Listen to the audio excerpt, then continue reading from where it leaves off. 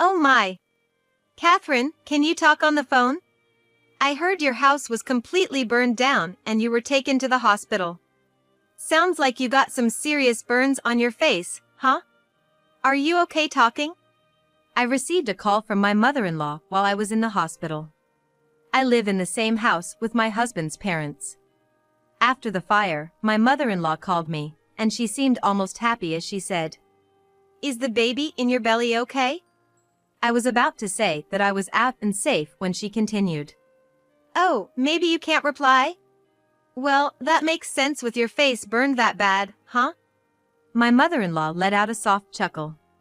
"It'll be a pity for the baby to be born to a mother who looks like a melted monster. The baby might be scared and dislike you, don't you think?" She spoke with a smirk, and it didn't sound like she was concerned at all. As I tried to respond to her harsh words, she said something unimaginable. "Maybe it's better if the baby isn't born." "Catherine, thank you. Thanks to you sacrificing yourself, it looks like my long-held dream will come true. Even after you leave the hospital, don't come back to our home. A monster as a daughter-in-law is a disgrace to the Johnson family." With that, she hung up abruptly. Sacrificed? A long-held dream? I had a very bad feeling about this. If my hunch was right, my mother-in-law might have committed a serious crime. To find out the cause of the fire and the true meaning behind her mysterious words, I decided to devise a plan involving my family. My name is Catherine Johnson, 29 years old. I moved in with my in-laws at the same time I got married. Before marriage, I was a preschool teacher. My husband is 10 years older than me out of 39, and is a teacher at elementary school. We met at a matchmaking party. Considering our jobs, there aren't many opportunities to meet people. Plus, as you can see, I'm a bit on the heavier side, so I'm not exactly attractive for the ladies," he said, chuckling. His gentle expression left a good impression on me. It was my mother-in-law who strongly wished for us to live together, which I was naturally okay with it. There are many teachers in my husband's family lineage, including his father and grandparents, who were middle school teachers. I also had a certificate to teach at elementary school, so I think that endeared me to my in-laws. Moreover, my family runs a small hotel back in Nebraska, and my mother had the same mindset as my mother-in-law. She would always tell my brother, who is the heir to the family business, that he should live with my parents once he gets married. Having witnessed that, I figured that's just how things are done, especially for the eldest son. Bob often asked, "Are you sure about this?" But I didn't have anything to oppose to. "Bob, once we're married, I'm thinking of quitting my job and helping out my family's business. It's an hour's drive from here, but there are no fixed working hours, and they even said they'd pay me. Plus, I can take care of my parents at the same time." "That sounds good. We should take care of our parents while we can." "Thanks. I'll be leaving late and come back home early, so I think I'll be able to handle the housework just fine." "Don't worry about that. With Mom around, everything will be taken care of." Thus, it seemed our married life had started off peacefully.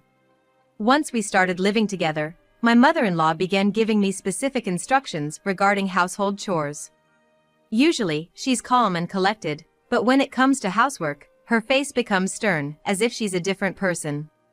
And if I didn't complete the tasks she set, she'd give my arm a sharp smack with a thin wooden ruler. I once resisted, saying, "Please stop." But she replied softly, "This is how the Johnson family does things. I was raised the same way. This has been passed down from our ancestors. Once I'm gone, it'll be your turn to keep this tradition." My mother-in-law's eyes were vacant as she spoke, and I found myself at a loss for words. She didn't just randomly throw shade or harass for no reason. I found that even more frightening. I'd get up at 5 a.m. to prepare meals and do laundry and cleaning before heading off to help at my family's business. By 4 p.m., I'd finish work and start preparing dinner by 6 p.m. My days went on like this. "Catherine, I noticed the 4 corners of the staircase were dusty. Please make sure you clean thoroughly." "I'm sorry. I'll make sure to give it a thorough clean this weekend." "Oh, while you're at it, could you also clean the windows and pull the weeds in the garden?" I'm sorry, but Bob and I have plans that day, so I might not be able to do it all at once. In that case, why don't you clean the staircase now and do the weeding first thing tomorrow morning? Then on Sunday, you can just focus on the windows. My mother-in-law always found things for me to do around the house. I had to do things like waxing the floor, cleaning the moss off the outside walls, and weeding the driveway, many of which required a lot of physical effort. And while I was working, my mother-in-law would silently observe me from the sidelines. Although I occasionally had to leave to assist with my family's business, I tried my best to adhere to my mother-in-law's wishes. But her incessant pursuit of perfection wore me down.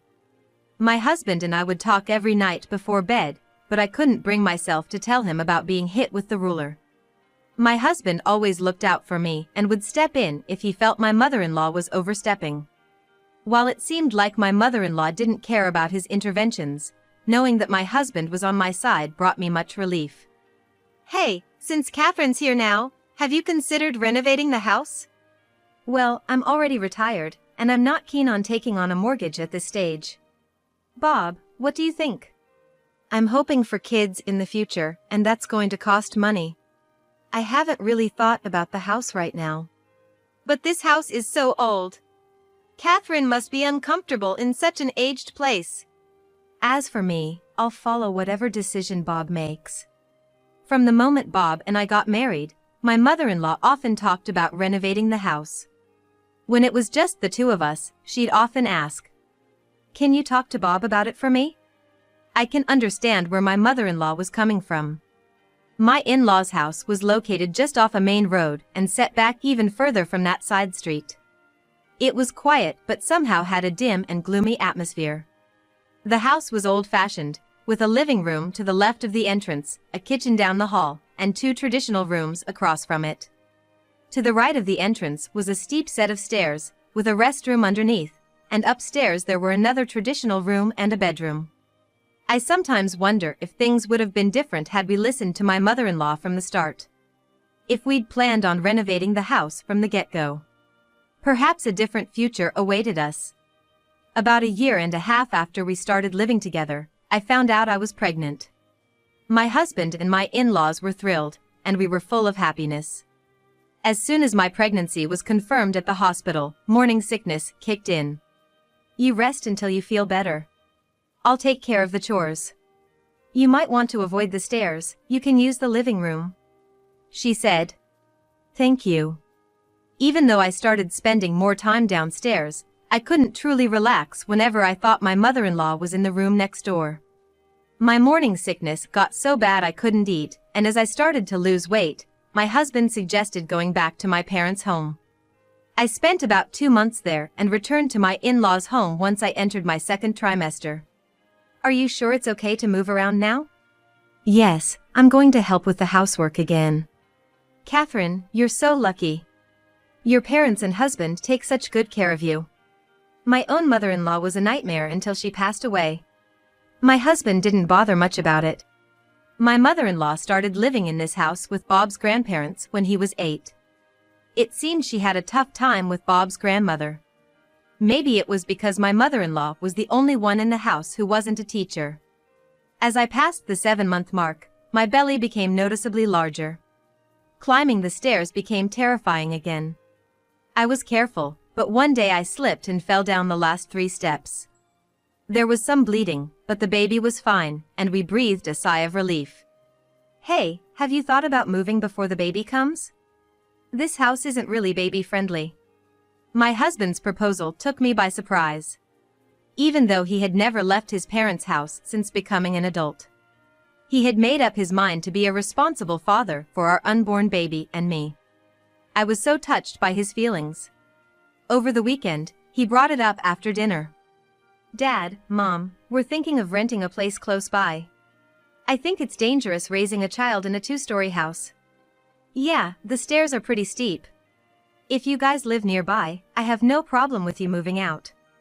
At that moment when we felt relieved by my father-in-law's words, my mother-in-law screamed. No way! You can't move out! If you're moving, we all have to move together. We're a family. Just like you value our family, I want to prioritize my family with Catherine and our child. So you're leaving me behind? Why not just renovate this place? You're all I have. You're my only support. My mother-in-law was being hysterical. My father-in-law calmed my mother-in-law down, urging us to go upstairs. Even after we went up, we could hear my mother-in-law's agonized cries, but it soon became quiet. Maybe my father-in-law's words got through to my mother-in-law because she stopped speaking after that. We kept checking out listings online and visited several during my husband's days off. By the time I was 9 months pregnant, we finally settled on a spacious apartment nearby. It had an elevator, so it'd be easy to move around once the baby is born. Our moving day was set for 2 weeks later. An incident occurred just before the move. That day, my father-in-law went fishing, and my mother-in-law had plans to go on an overnight trip to a spa with her sister. My husband was at work, and I was at home without any appointments. Around noon, when the house was empty, my cell rang. It was my brother.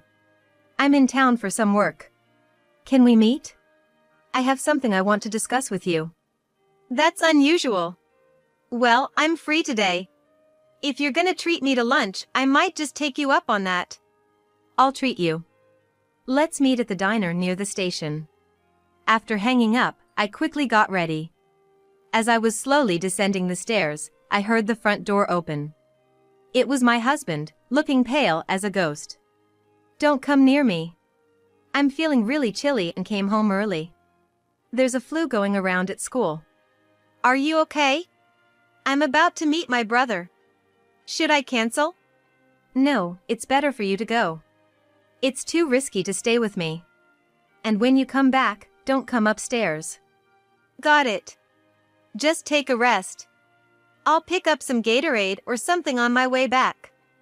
I left, worried about his condition. Turned out, my brother wanted to talk about his plans to marry. He's living at parents' homia and working at a hotel. He mentioned he didn't want to live with our parents anymore as long as they are healthy. While brainstorming how to convince our mother, a call came in from our friendly neighbor. Catherine? Oh my God! Your house is on fire! You need to get back ASAP! I jumped up in shock and dashed out of the diner. There was a crowd gathered around my home. Smoke billowed out of my in-laws' house, and flames reached the sky. Help! My husband's upstairs sleeping. I tried calling my husband's cell multiple times on the way, but couldn't get through. Pushing through the crowd, I saw the second floor, where my husband was, engulfed in flames. I was too stunned to speak and just collapsed to the ground, crying. One firefighter approached. Ma'am, do you live that house? I nodded vigorously. We've rescued one male from the house. He's got burns and is being taken to the nearby general hospital. Was there anyone else inside? It was just my husband. I covered my face with my hands. My brother, who'd followed me, drove me to the hospital. On the way, we tried contacting my father-in-law and mother-in-law, but couldn't get through. Sitting in the hospital waiting room with my brother, a man in a suit approached us. Are you a relative of Mr. Johnson? I'm with the police, and we'd like to discuss the fire. Yes. Where were you when the fire started? My brother called me earlier in the day, and we were at a diner near the station. By the way, what caused the fire? Was it arson? There've been some small fires in the neighborhood recently. Well, we can't say for sure yet. But it seems the fire started in the bedroom at the back of the second floor where your husband was. He came home early because he was feeling sick. I think he might have left a heater on. An electric space heater? Once your husband's conscious, we'll need more details. With that, he hurried off. My stomach was feeling tight, perhaps due to my anxiety. As I was rubbing my belly, someone called out. Catherine! Are you okay? Looking up, I saw my father-in-law standing there. I got a call from one of the neighbors, and I drove back home as fast as I could. I'm so relieved you're okay. Seemingly drained, he sat down heavily next to me. When I got to the house, I saw an ambulance and heard someone was taken. Then I checked my phone and saw a bunch of missed calls from you. Thought maybe it was an emergency call. It scared me. My father-in-law was crying with his head stooped down. Bob came home early because he felt sick. But we couldn't get in touch with my mother-in-law either. As I was explaining everything to a shocked father-in-law, my phone rang. It was from my mother-in-law. Oh. Catherine, you can answer the phone? I heard from a neighbor that house was burned down and you were taken to the hospital. They said you had severe burns on your face. Can you even talk? My mother-in-law sounded like she was in a noisy place, speaking loudly. Her voice even seemed oddly cheerful. Is the baby in your belly okay? I tried to say that I was outside and safe, but she continued. Oh, can't you reply? Of course, with that burned face. My mother-in-law let out a small chuckle. My mother-in-law seemed like a completely different person than her usual calm personality. It would be so pitiful for the baby to be born with a mother looking like a melted monster. I bet it would be scared and repulsed.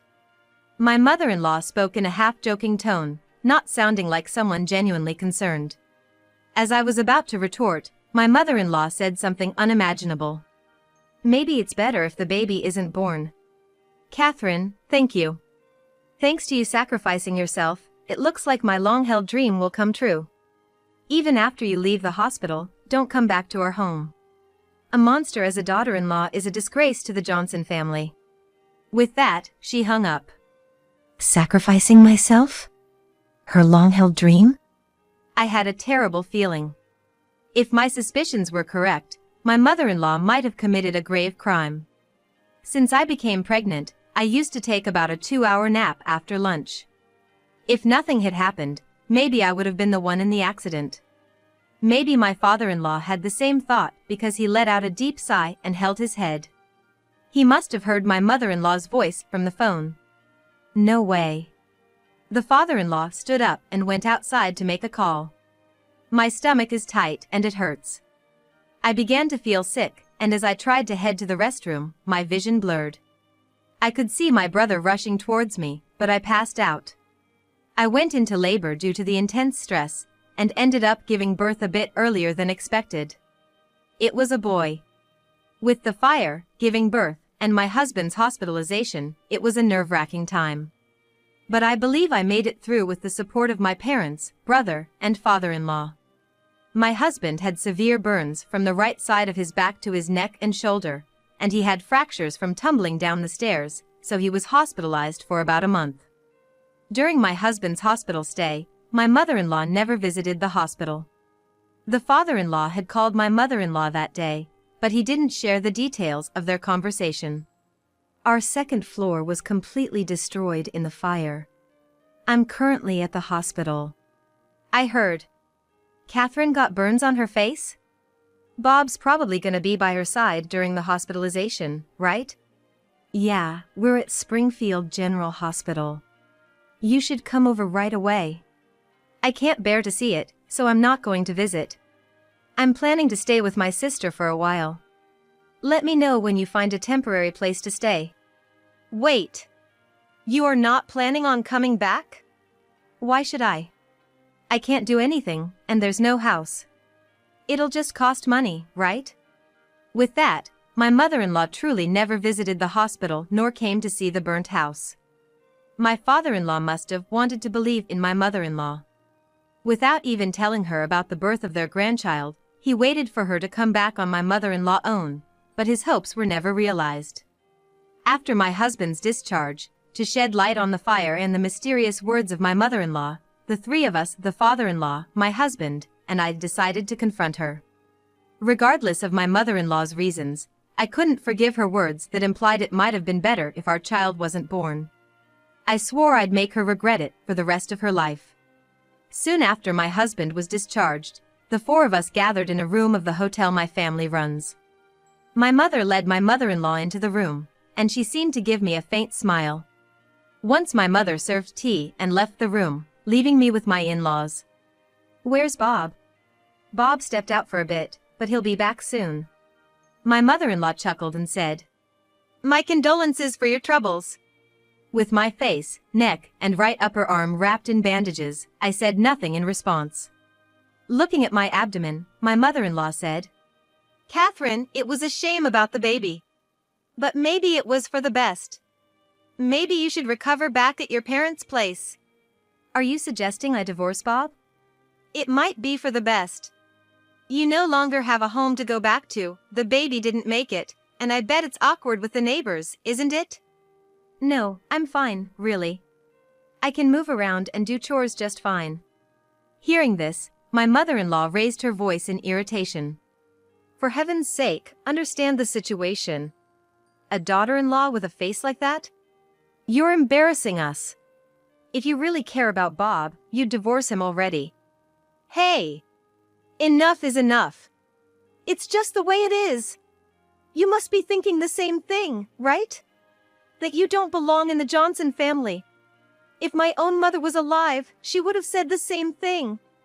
My father-in-law looked shocked at her words. I see. So, it's really okay if we divorce? Yes. It's for the best for both Bob and you. Bob, seems like we should divorce. At my words, the doors at the back swiftly slid open. My mother-in-law shrieked upon seeing who was there.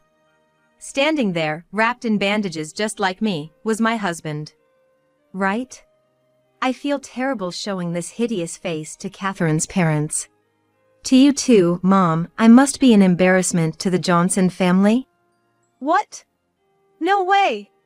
This is some kind of joke, right? There was only one person hospitalized. I checked. There was only one person sleeping in the bedroom. My husband sat down beside me. We both started to unravel our bandages. Underneath mine was my unscarred face, but Bob's was still marred by burn scars even after a month. Oh, Bob! Why? How did this happen? That day, I got a call from my brother and wasn't at home. Just as I was leaving, feeling ill, Bob came home. It was Bob who was taken to the hospital. That can't be! There were no shoes at the entrance. I had put them away in the shoe rack. Bob's shoes are big, so I always organize them. My mother-in-law began to panic. I'm so sorry. It's my fault for forgetting to turn off the stove. It's a big mistake. I'm thinking of resigning from my teaching job. It was a decision my husband had made during his hospital stay. Because of the severe chill, my husband had been sleeping under the covers, and he couldn't remember if he had turned the stove on or off. It might have been because he was getting feverish and his consciousness was hazy. No, it wasn't your fault. I was the one who lit the fire. I also turned on the heater and left the room. So please, don't quit your job as a teacher. My mother-in-law will scold me for sure. My mother-in-law's face turned pale, and she started to tremble. So, it was you who started the fire, mother-in-law? You wanted the blame to be on me? I didn't realize you despised me that much. All right, I'll divorce Bob, just like you want. What are you talking about? It's your fault Bob ended up like this. You better stay by his side and take responsibility. Why is it my fault? If you had been home that day, none of this would have happened. My mother-in-law's words made no sense. What was your long-time wish, mother-in-law? Was it to see me suffer? Did you set the fire because of that? I've always been jealous of you. You come from a wealthy background, graduated college, and even have a teaching license. My mother-in-law would probably love someone like you. I regretted about the baby, but I truly wanted you gone. After her heated outburst, my mother-in-law said in a hushed tone, More than anything, I wanted that house to burn down. She is still there, you know. She silently pressured me, watching from the shadows of the doors, the end of the hallway, and from the top of the stairs. My mother-in-law's voice cracked with emotion. Could a person, even after death, still dominate someone this much? Cry of a baby. In the silence of the room, the distant cry of a baby echoed. Wait, Catherine, is that? Yes, it's our child. I will never let you meet him. My mother-in-law's expression vanished. Mom, I'm planning to divorce Catherine and then remarry her. What do you mean? When we remarry, I'm gonna drop the Johnson name. No! Bob! No! My mother-in-law let out a gut-wrenching scream. It seemed my mother-in-law's decades of emotions, imprisoned by fear, had erupted all at once. Even though the entire act had been orchestrated out of spite, the outcome left me with a heavy heart. My mother-in-law turned herself into the police, escorted by my father-in-law and my husband. Arson is a serious crime. I never intend to see my mother-in-law again. Still, I sincerely hope that with the burning of that house and the bamboo ruler, my mother-in-law's heart will find peace. My father-in-law had always known about the feud between his wife and his own mother, but chose to ignore it. He's decided to wait for my mother-in-law to come back, rather than divorcing her. As for my husband's declaration to my mother-in-law, he quit his teaching job. Now that his mother has admitted to arson, he believes he's no longer qualified to teach at school. Now he is involved in education as a tutor. We divorced once and got remarried, changing our last name from Johnson to my maiden name. We wanted to quickly sever ties with the name Johnson, which tormented my mother-in-law. Perhaps due to this incident, and with some thoughts of her own, my brother happily started his newlywed life with just him and his wife. We sold the land where my in-laws' house stood and moved to a new home we'd contracted with my father-in-law. We're talking about buying a house closer to my parents' place once our son gets a bit older. We're hoping we can move towards a happier future this time.